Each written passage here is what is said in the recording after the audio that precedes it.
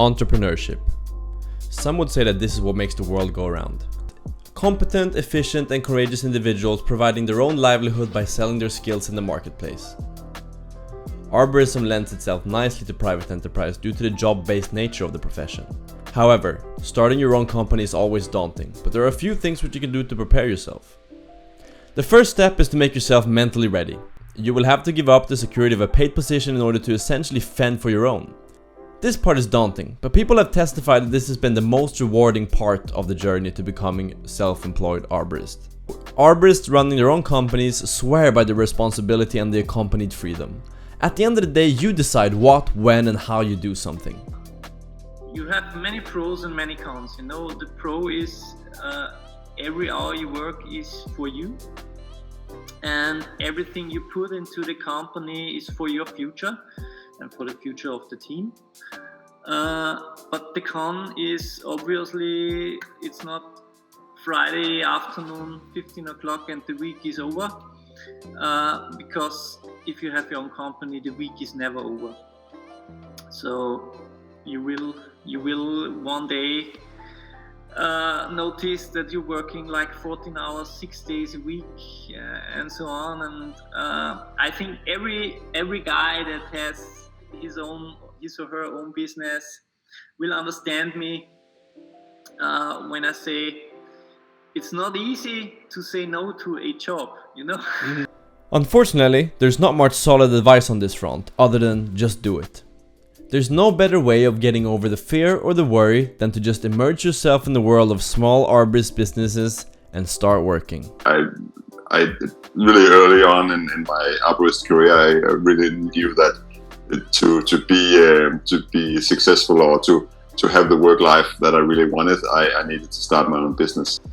Yeah, well, it's definitely a challenge to start off. From going from having someone put money in your bank account once a month and just having to show up at work to do it everything yourself. It's a big step to just all of a sudden be on the deep end and having to earn everything yourself. But it's also very rewarding.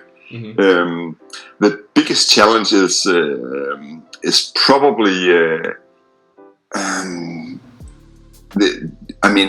you just really have to be certain that you are willing to make the sacrifices that is needed to become successful. It's like being an athlete.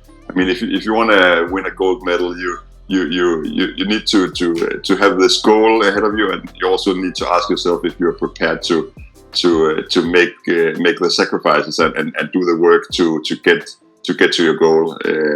And you definitely need to be a driven person and be very goal oriented to start your own business, because it's not going to be easy. It's going to be struggling at times, but it always also has its moments. So it's that trade-off between working really hard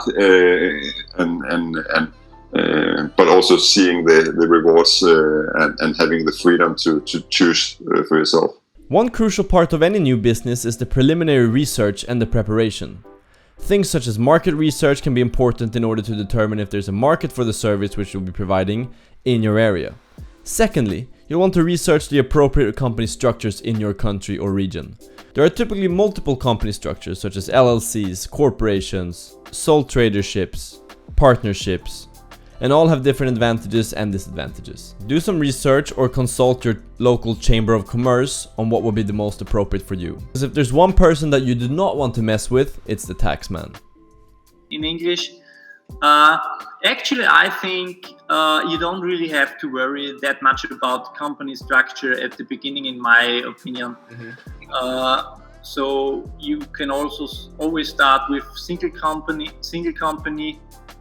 and see how's it going, because all the other company structures have some advantages at some point of business, but not really in the beginning. So it doesn't really make sense to start with a corporate something, I don't know.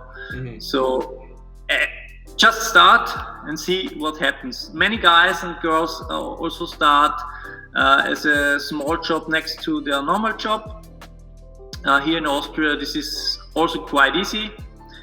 You don't have to pay that much for health insurance and so on, and can earn like, I don't know, it's 30,000 per year or something like this. Company structure in the beginning is not a big thing, but if you have questions, at least here in Austria, it's very easy. So ask your local authorities.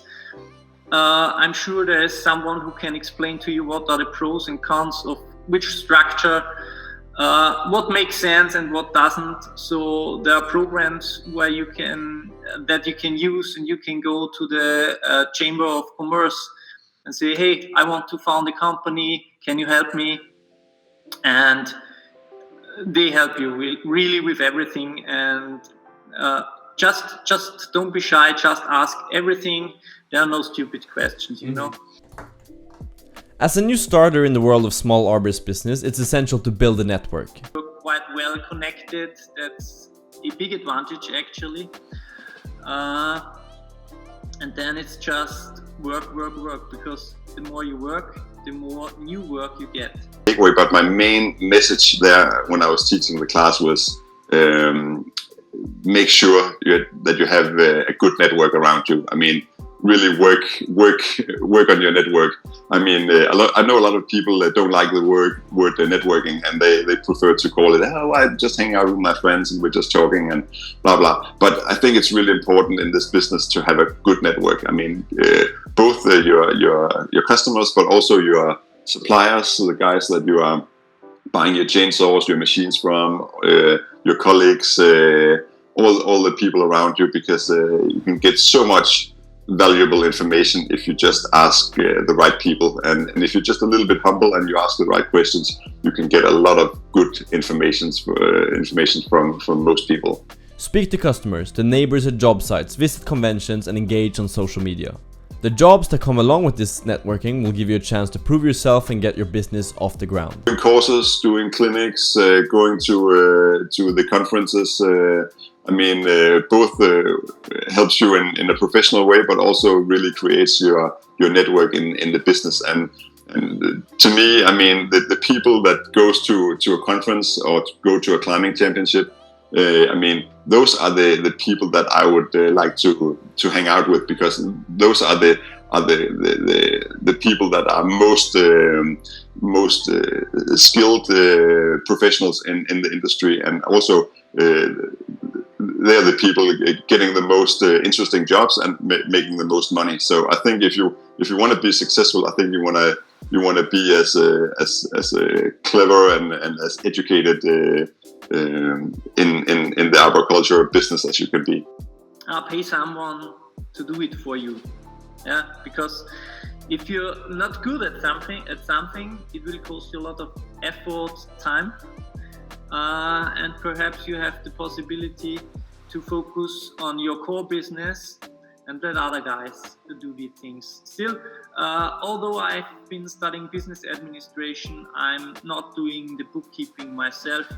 I have an accountant company that does these things for me, because I want to concentrate on the main business, on clients, on the work, on the sites, on the trees, on my employees. You know, you also have to invest in the team, in the guys. They have to get better, and so on. Do not be afraid to make investments in yourselves and your business.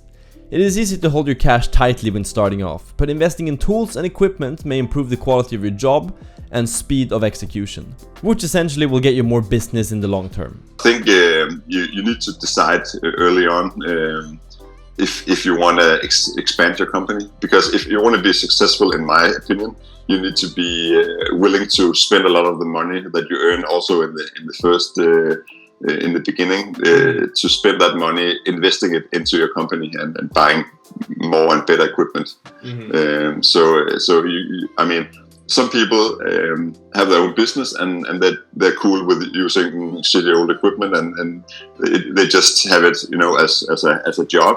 Yeah. But if you want to be successful, I think you need to consider investing a lot of the income into your business and trying to figure out which tools and what makes sense for you. Another advice would probably be the thing with the investments. You love your work and what you're doing, so don't be frightened about the fact that making an investment kind of requires a kind of long-term commitment from you. Yeah, many people are afraid of this long-term commitment, because if you go to the bank and go have to pay 5 years for a car, I have to pay 5 years.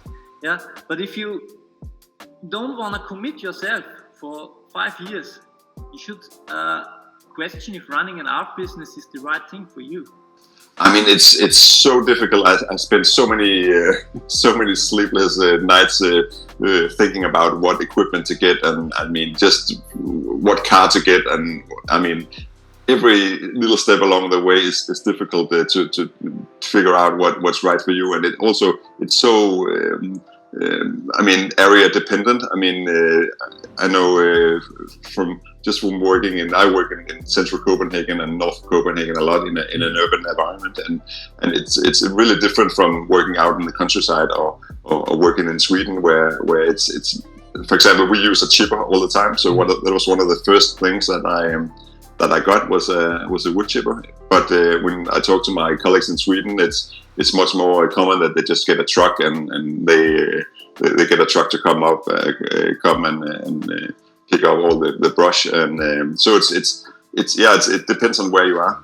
Don't be afraid of investing. Don't be afraid of this kind of long-term commitment you're doing with an investment, because you actually want to do it for the next 5 or 10 years, and machines and good equipment allow you to do it even longer. And this is probably one big thing why I at one day decided to grow my company, because at some day I thought to myself, well, it's nice, I can climb 5 or 6 days a week, I love it, but I'm still young. But you don't get younger, you get older.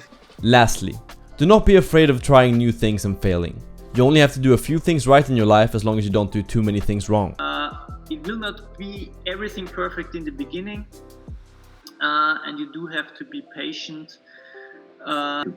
Put yourself in a position where you can learn, and even, I mean, also when you have your own company, it's very often that you just end up working with the same few people all the time. But also try to challenge yourself and work with other people, so you can learn a lot just by working with others. These failures will help you learn as you're getting started, and they will provide you with the tools to succeed in the future.